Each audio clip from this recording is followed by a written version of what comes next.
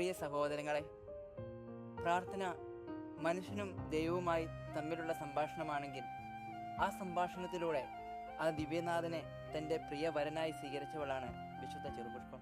ഈ ലോക വസ്തുക്കളിലൊന്നും തനിക്ക് സമാധാനം കണ്ടെത്തുവാൻ സാധിക്കുകയില്ല എന്ന് മനസ്സിലാക്കിയ വിശുദ്ധ ചെറുപുഷ്പം തൻ്റെ ജീവിതത്തിലൂടെ അവൾ തൻ്റെ പ്രിയനാഥനായി സ്വീകരിച്ച യേശുനാഥനെ തന്നെ തന്നെ സമർപ്പിച്ചു.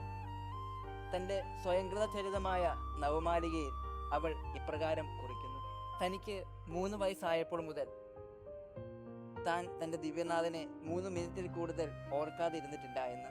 തൻ്റെ ജീവിതം നിരന്തരമായ പ്രാർത്ഥനയുടെ ജീവിതമായിരുന്നു എന്ന് മനസ്സിലാക്കിയ വിശുദ്ധ ചെറുപുഷ്പം ആ ജീവിതം പൂർണ്ണമായും ദൈവത്തിന് സമർപ്പിച്ച്, പൂർണ്ണമായും ദൈവത്തിൻ്റെ കൈകളിലെ ഒരു പന്തായി തന്നെ തന്നെ സമർപ്പിച്ചുകൊണ്ട് അവൾ ജീവിച്ചു.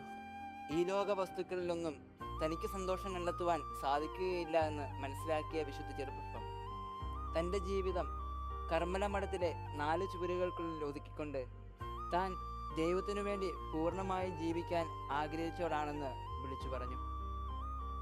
തൻ്റെ ജീവിതം എന്നും ദൈവത്തിന് കടപ്പെട്ടതാകുന്നു എന്ന് അവൾ തൻ്റെ ജീവിതത്തിലൂടെ നമുക്കും കാട്ടിത്തരുന്നു. വിശുദ്ധ ചെറുപുഷ്പത്തിൻ്റെ സഹോദരങ്ങളായ നമുക്കും നമ്മുടെ ജീവിതം പൂർണ്ണമായും ദൈവത്തിന് സമർപ്പിച്ച് ജീവിക്കാൻ പരിശ്രമിക്കേണ്ടവരാണ്.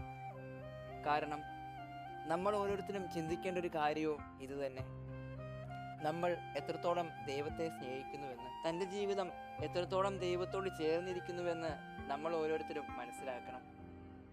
എങ്കിലും മാത്രമേ വിശുദ്ധ ചെറുപുഷ്പത്തിലെ ജീവിത ചൈതന്യം നമ്മുടെ ജീവിതത്തിലും നമുക്ക് ഉൾക്കൊള്ളുവാൻ സാധിക്കുകയുള്ളൂ.